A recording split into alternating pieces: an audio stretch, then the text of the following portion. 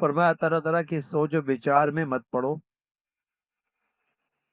دل کو رنج اور خرافات سے فارغ رکھو۔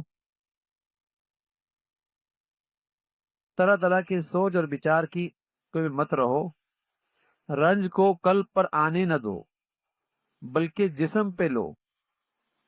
پھر فرمایا بعض لوگوں کے قلب کو مہلت ہی نہیں ہوتی، واہیات خرافات میں وقت صرف ہو جاتا ہے۔ دل پہ رنج نہ آنے دو اور ہر معاملہ اللہ کے سپورٹ کرو، اللہ کی مرضی۔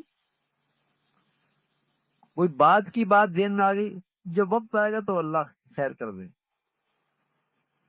وَمَن يَتَوَكَّلْ عَلَى اللَّهِ فَهُوَ حَسْبُهُ، اللہ پہ بھروسہ کرو نا میاں، تمہارے رنج کرنے سے کیا کام ہو جائے گا؟ کیا تمہارے سوچنے سے ہو جائے گا؟ صرف یہ ہوگا کہ تمہارا دل اس رنج سے کمزور ہو جائے گا۔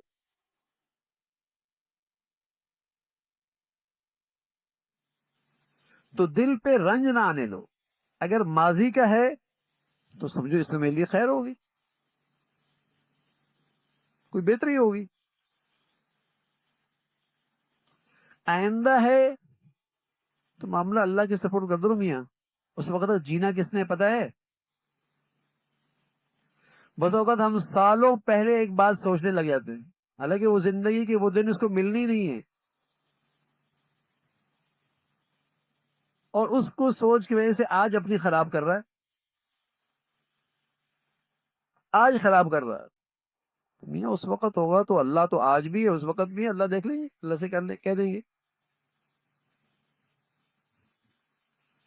تو حتی الامکان آدمی کوشش کرے کہ اپنے دل کو رنج اور غم سے دور رکھے، اس سے آپ کا دل کمزور ہو جائے گا،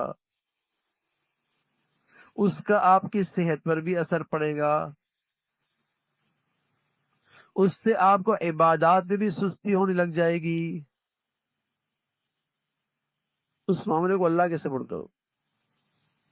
ہے مشکل کام، ہے مشکل کام،